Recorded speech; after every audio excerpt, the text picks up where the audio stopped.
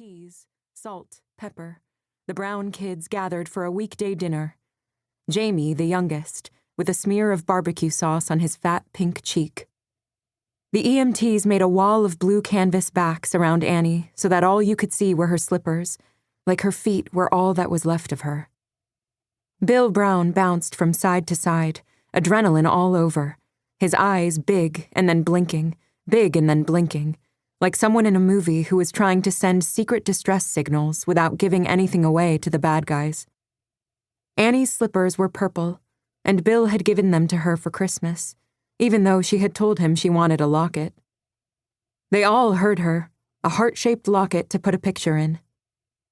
"These are nice," she'd said when she opened the box and found the slippers. She'd prepared herself. You couldn't see a shoebox shape and think there was a locket inside, unless your husband was the kind of man who would put a small box in a bigger one as a trick, and Bill wasn't that kind of guy. When she came home from working at the nursing home in the evening or the morning, depending on her shift, she would take off her rubber clogs at the back door and put on the purple slippers. Sometimes Bill would smile when she did that, like he was thinking he'd done good. He said that when he was happy about something. "I done good."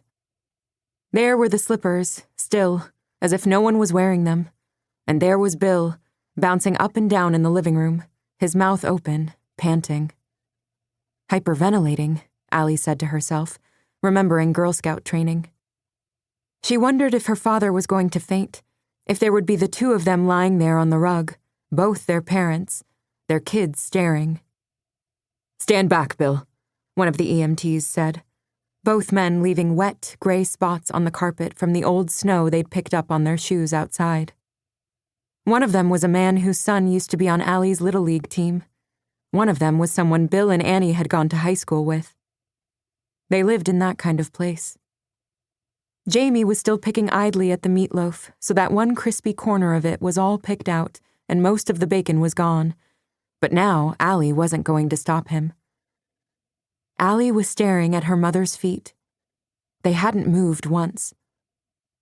She kept waiting for her mother to sit up and say, "What happened?" or "I'm fine," or "Let me up." She kept waiting for the EMTs to do that thing with the paddles, to shock her mother's heart back to life. She figured that even if she couldn't see anything but the men's backs, she would hear that sound, pop, pop, and her mother's feet would do a little jump. They had one of those machines in every hallway at the nursing home where her mother worked. Her mother had shown Allie when she'd visited once. "Do you know how to use that?" Allie had asked. "Of course," her mother said. "It wouldn't be much use to people if I didn't." "Let's get her on the gurney," Allie heard one of the men say. "What's a gurney?" Benji whispered. "I'm coming with you," their father said. And really fast, they were out the door. Him, her, the EMTs. And then there were all the hard metal sounds of things moving and slamming, the ambulance starting up and the siren wailing, then dwindling, as the ambulance moved off their street.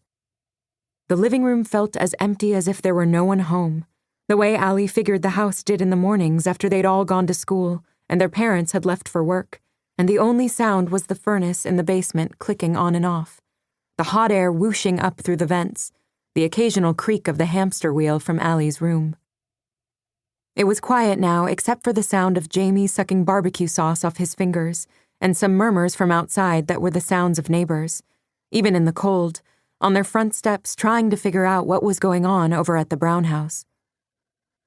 A siren didn't sound on their street without everyone coming out to see. They'd done the same thing themselves. Chimney fire, their father might say, sending everyone back inside as the fire engine backed down the block. "Where are they going?" said Benji. "The hospital, dumbass," said Aunt. "Shut up," Allie said. "Don't be mean to him." "You're not the boss," said Aunt, like he always did. "What happened to Mommy?" said Benji.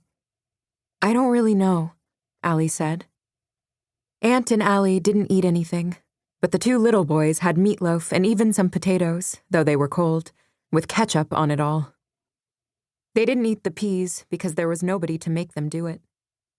"We should go to bed," Allie said. "We have school tomorrow."